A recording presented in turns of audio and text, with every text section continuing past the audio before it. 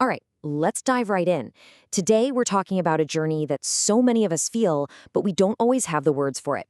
It's that shift from a life that feels like a constant performance to one that's, well, real, one that's rooted in who you actually are. And that really brings us to the core question, doesn't it? How do we actually live from that place, from our soul, not just from our ego? It sounds great, but what does it actually look like? I mean, have you ever felt that? That deep, bone-tired exhaustion that comes from constantly performing, from trying to be the person you think you're supposed to be? If that hits home, you've probably reached a really important point where the need to just be yourself is no longer a nice to have, it's a necessity. So here's our roadmap for today. We're going to break down that big shift between ego and soul. Then we'll get into a practical guide to connecting with your soul, talk about finding your people, and wrap it all up with a daily practice to keep you aligned. Let's get into it. First up, the shift. And to really get our heads around this, we're going to use a powerful metaphor, moving from the lobby to the skyscraper. I want you to picture this. Living from the ego is like spending your whole life camped out in the lobby of a magnificent skyscraper. You might even think that lobby is the entire building. But moving into your soul, that's like finally stepping into the elevator and realizing, whoa, there are hundreds of floors, incredible views, entire worlds inside of you that you never even knew existed. And this image just nails the core difference. Your ego is always on high alert. It's reacting, it's comparing, it's putting up walls to protect itself. The soul, though, operates from a totally different place. It's calmly observing, it's grounded in the now, and it's always looking to grow.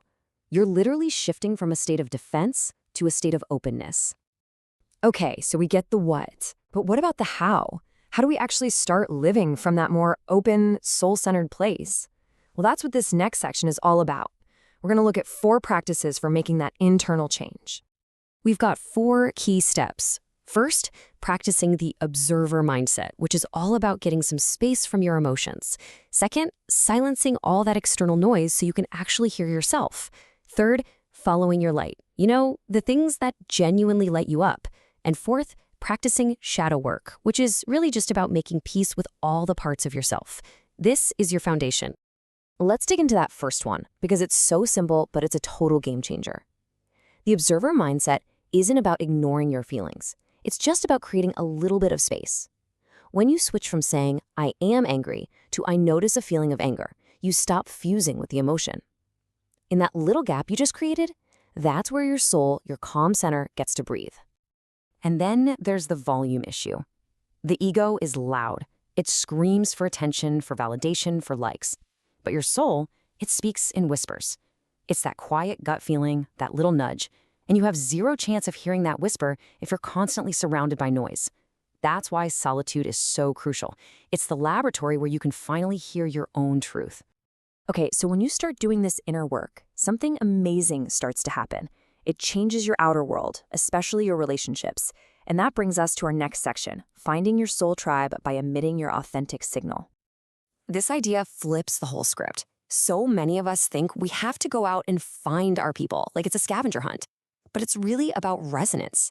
The real work is to stop performing, stop trying to fit in, and just start broadcasting who you really are. When you emit that true signal, the people who are on your frequency, they find you. So how do you tune that signal? Well, first, you've got to audit your current frequency. Just be honest with yourself. Are you being you or a character you think people will like? Second, follow what genuinely fascinates you, not what's trendy. And third, use vulnerability as a filter. When you share something real, notice who leans in and who backs away. That tells you everything. And this chart just makes it so clear. Take a look at your relationships. Are they based on ego stuff, like status or what someone can do for you? Do they feel draining? That's an ego connection. Or are they based on a shared energy, a feeling of home? Do you feel energized and safe? That's a soul connection. It's a really powerful way to see things for what they are. Now for the toolkit. Let's get really practical with a daily alignment practice. These are 4 powerful questions you can use anytime to check in with your soul. First up is the source check. Before you do something, just ask yourself this. Is there a compulsive need to post about it or get credit for it? That's a huge clue it's coming from the ego. But if you would still do it with joy, even if no one ever knew, that's your soul talking. Second, use your body compass. Your mind can rationalize anything, but your body doesn't lie. When you're thinking about a decision, just pause. Notice the feeling. Does your chest or gut feel like it's opening up, expanding? That's a yes from your soul. Does it feel like it's tightening, contracting? That's a clear no. Third, the reaction audit. This one's huge. The next time you feel offended or triggered, ask this question. Here's the thing. Your soul, your true essence, can't actually be insulted. It knows its own worth. That feeling of being triggered is almost always the ego's alarm system, feeling like its carefully constructed image is under attack.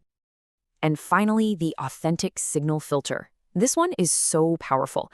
By asking this, you strip away all the social pressure, all the performance. What's left is what you genuinely value. And that is the core of the signal you want to be sending out into the world. And if you want something you can do right this second, try the 3-breath check. It takes 10 seconds. First breath, just feel your feet on the floor. Get grounded. Second breath, intentionally soften your shoulders. Unclench your jaw. Release that tension. And on the third breath, ask, how can I bring more of my true self into this next hour? Simple as that. And all of this brings us to our final takeaway.